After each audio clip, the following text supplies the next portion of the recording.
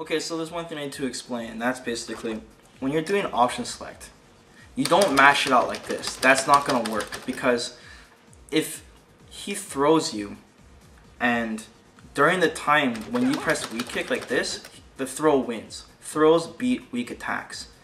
The reason this is so people don't just mash and pull a Guile or a Bison and just not get thrown. That's not how it works. Throws have priority over that. So what you're doing when you're option selecting is when you're crouching and you're guarding attacks, you press it to the rhythm he's attacking, so that you're basically pressing it in between the gaps, so you're not mashing it. So let me show an example here. Okay, so I'm just gonna make Balrog walk forward like this, and just throw at the end like this. Okay. All right, so I'm just gonna slowly hit it to the rhythm, and see, it teched. Now, if I'm mashing it out, I'm just gonna get hit. So remember not to mash option select. You want to hit it to the rhythm they're attacking you. That's going to take some knowledge, because you got to know that what attacks the opponent has and which ones are the quick ones and how much stun does it stun you when you block it. But that's the best advice I can give you to help you tech throws, especially tick throws in general. One thing to note is that when you're crouching and you're teching, the amount of frames you have to tech that throw are smaller than when standing.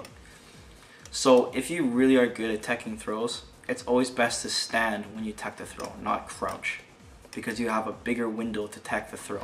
Okay, so what happens when you go against an opponent who's really good at throwing? Basically what you can do is throw baiting. And basically people have tendencies to mash on throw when they're blocking. It's just a really, really bad habit, and you'll see it a lot online. So in advanced play, when you know your opponent is a throw masher, you can bait throws. So one way to do them is to hit him with a couple of jabs. Walk towards him a little bit just to make them try to tech that throw. And you walk back and you hit him with a strong attack. So here's an example. I'm Balrog. See? And just hit him. Now, when the guy throws and he whiffs and he misses it, he's going to be vulnerable for a bit. So you can trip him afterwards too. Let me show you another example one more time.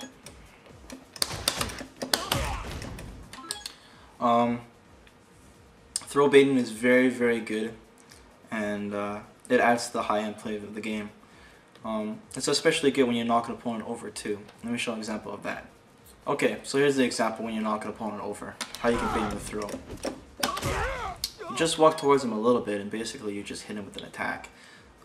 It may seem like something very basic, but believe me, you'll get a lot of people with this little trick.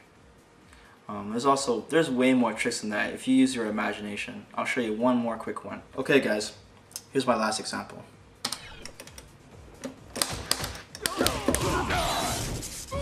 Basically, you leave a little window for them to mash that throw, and you counter them with an attack, and you do maximum damage. Okay guys, so for the grand finale here, I'm going to show you guys I'm going to show you everything that I've taught you. I'm going to apply all these into this one big scenario that all it starts off with is with Ryu doing a throw. And I'll show you how dangerous it can be for just getting thrown once in this game.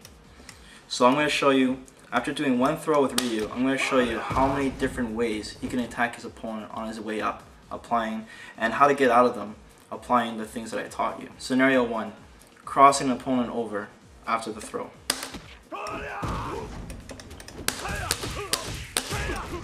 Notice he's in the exact same situation he was before now. Scenario 2, hitting the opponent in front of him after a throw.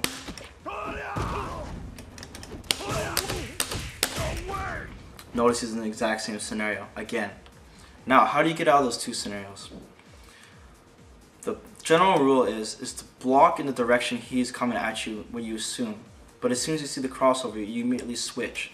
So, in other words, if Ryu throws you, don't just assume he's going to cross you over if he jumps at you. You have to see it.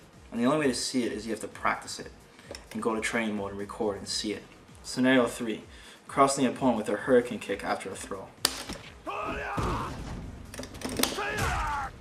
Now, notice that I was a lot further back before I jumped. Now, this is very tricky because now the opponent thinks, okay, he's out of range to crossover, so no matter what, he's going to attack in front of me. But using a special move, I've propelled myself forward and made it even trickier.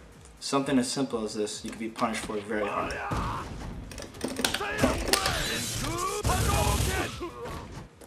Scenario 4. Okay, let's say that Honda gets smart, and he's going to use a get out of jail free card attack by doing an EX headbutt when Ryu is jumping in. Ryu can stop this with option select EX uppercut, which I'm going to explain in another tutorial, but I'm just going to show you.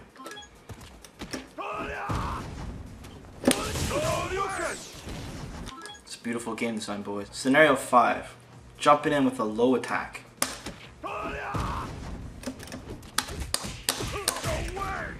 Back in the same situation again. Opponent jumps in. You think he's going to hit forward. Instead he comes down and hits low. Scenario 6. This is my favorite. Jump in throw. Same scenario again. So all 6 of these examples put the opponent in the same scenario where he has to keep on guessing. So yeah, that's just showing you the art of Street Fighter 4 and how teching and blocking is so important. Yeah, best to remember, always practice with other characters as well, not just your own personal character. And that's pretty much everything I cover in this tutorial. Like I said, if there's anything I missed, PM me, message me in my channel, comments, whatever, and I'll try to implement them in my future tutorial videos. So thanks for watching, guys. Peace.